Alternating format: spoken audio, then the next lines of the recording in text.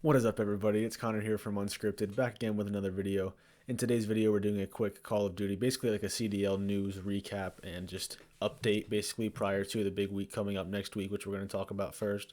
You see I got a new little resolution here. You're not seeing my entire background behind me. I've been messing around with my settings a little bit, and I think I like this look a little bit better, so we're probably going to stick with it and see how it goes. But before we get into the video and the news, just want to remind you to drop a comment down below, leave a like on the video as well, and subscribe to the channel. Just for all things Call of Duty right now, that might not be the focus of the channel in the future, but it is right now. I'm keeping up with the CDL, and I plan to make videos pretty much as I can about whatever's going on in the Call of Duty League. So without further ado, let's hop right into the news. So the first news that we have is the Super Week that was announced for the CDL. You know, there was problems in Texas with the power, and teams couldn't scrim, they couldn't practice, they couldn't even be warm in their own house. There was icicles coming from the ceiling fans, and it was just crazy times in Texas. It's really unfortunate. People like to make fun of them because they say, oh, it's a few inches of snow, you know, they can't handle it. But the houses in Texas are not insulated, they're just not built for that kind of weather. And obviously it's shoving their infrastructure basically crumbling over a cold front and some snow. But regardless of that side of things, just from a Call of Duty perspective, there obviously was not going to be able to be games this weekend. What's today? Saturday.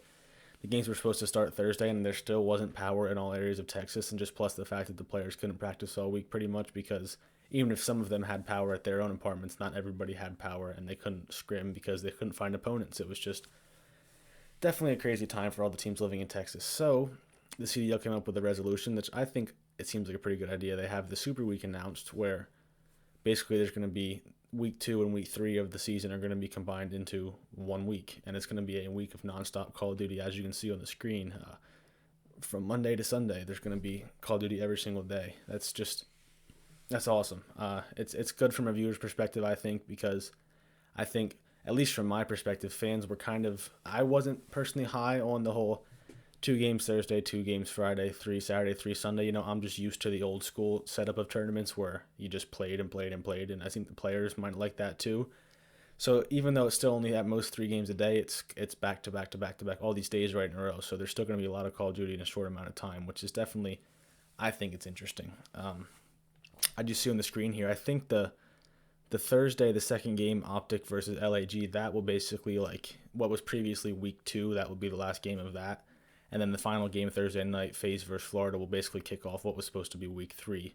So yeah, we're pretty much getting the rest of stage 1 done in 6 days. So it's weird that, you know, the new setup where it's 3 weeks then a major, 3 weeks then a major. This is basically the last Call of Duty before the major. So after next Sunday, we will know how the teams stand. Everybody will have their 5 games, and we'll know the seeding for each team, and we'll know the bracket for the first major. There's some fun games for sure to look out on. You know, I think week 2, what was supposed to be week 2, wasn't a huge week of games for me. I didn't think the big matches to me were both Ultra matches. The Toronto Ultra, they're going to face off with FaZe on Monday, as you can see. And then Wednesday night, they're going to face off with OpTic Chicago. So that's 2 really big games for them. That's potentially the top 3 teams in their group all squaring off in a couple of days. So that's definitely a good one. Otherwise, you know, there's not a ton of matches that catch my eye, honestly. New York versus Minnesota could be interesting. You know, maybe New York can give them some problems in the respawns, but New York should take the hard point, or Minnesota should take the search and destroys in those. But regardless, you know, week 2 is nothing crazy. Looking ahead to week 3, I think I see some matches that I'm interested in. FaZe versus Florida, that's a rematch from opening weekend where Florida's pulled what many consider to be an upset. And I think looking at it now, it's even a bigger upset than we originally thought. Ultra versus Legion, not really. Empire versus New York, again, maybe could be interesting. Empire will probably beat them, though. Ultra versus LAG may be interesting, but the 2 games of week 3 are probably honestly the last 2 games. OpTic versus Florida should be a good one, especially in the respawns. It's 2 pretty good slang and respawn teams facing off. And then same thing with Dallas versus the LA Thieves. That there is also 2 of the best respawn teams in the game. So those are probably the matches to watch in week 3, in my opinion, the last 2 games of Sunday night. But we're a long way from there. We have a lot of Call of Duty to play between now and then. So who knows how things are going to shake out. I'm just excited to watch it. Like I said, it's going to be an action-packed week for sure. From my perspective, I don't know how I'm going to keep up with all of it. I'm going to try my best to, maybe tomorrow, if I have some time after I do my homework for the weekend and everything, I might just sit down and just record previews and just schedule them to go out the day before the matches. So I might sit down tomorrow and record all of the what was supposed to be the week 2 preview. So Monday, Tuesday, Wednesday, and part of Thursday. Record all them tomorrow, schedule them to go up maybe the morning of the event, and then later in the week record the week 3 previews after we see how week 2 shakes out. I don't know. It's going to be tough for my end. I probably will not be able to preview and recap every single game, but I'll do what I can and get some content out. But even if I'm not, making videos, I will definitely enjoy just watching these games because there's, like I said, a lot of Call of Duty that's going to go down in a short amount of time, and we're gonna know how things stand. After this week, it's time for the major. So this is an important week, and I'm sure the players are pumped for it, and the fans are definitely pumped to watch it, no doubt in my mind. So that's that. Now moving on, OpTic Chicago dropped their first merch, and it's been getting roasted a little bit. As you can see, I'll put it on the screen here. Not a ton of creativity going into these, in my opinion. Now, me personally, as you see the way I dress in these videos, like today I'm wearing just a regular gray Nike shirt. A lot of times I wear plain t-shirts, so to me, this is awesome merchandise, man. It's like, all right, I can wear this out in public and not have to look like I'm crazy or on drugs or something. I don't know. I'm just a plain person with my wardrobe, but I'm not super into the whole fashion thing. So to me, these are awesome.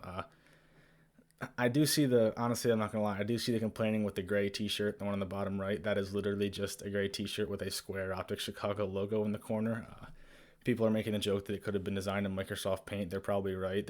There's not much into that, but I personally, I like the other two shirts for sure, the white one and the black one. If I get any, I'll probably get the black one just because I'm not a huge fan of white shirts personally. I just like darker shirts, so I'll probably get that black one. And then the face masks, I really like all the face masks actually. I wouldn't get the middle one just because the logo's too big, and I wouldn't get the green one just because that's not my style. I wouldn't wear that bright green color in public. But that top right face mask, I mean, what's wrong with it? It's just a face mask with the OpTic logo slapped on it. Now maybe when I see how much it costs, I'll say, okay, I'll stick to my regular face masks, but maybe I'll get it too. But yeah, I see why there's been getting some complaints. Like I said, I mean, I like it, but I know people in the community, especially the younger fans, might be more into the crazier designs. So for those kind of people, I see why this wouldn't appeal to them. You compare it to something like the New York Subliners dropped, and this, definitely not my style, but I see people who are more into fashion and more into the crazy outfits and the awesome designs. This is definitely creative. There's no doubt about that.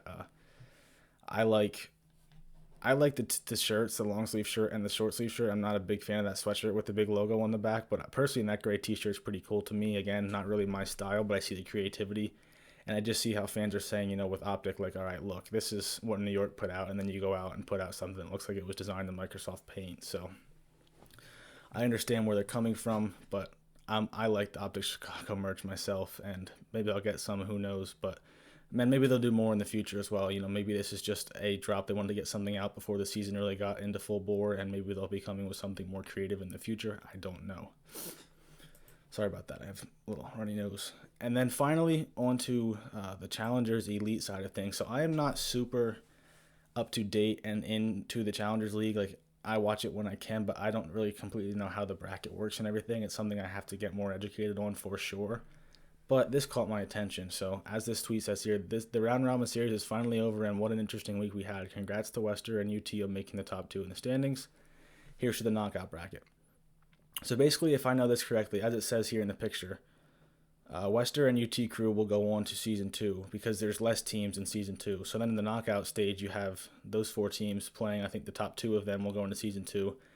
And in the relegation, basically these 2 teams will have to play in a qualifying tournament to get back into Challenger Elite. And it's just interesting to me because look at the names on those 2 teams. Built by Gamers, featuring GodRx and Kismet. I can't ever say his name. Those 2 guys were just in the pro scene last year.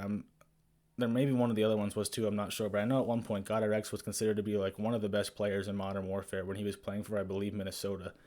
So just to see the fall off there from, being one of the best players in the world to not even making the knockout tournament of Challengers, it's like, whoa, that's a pretty big surprise.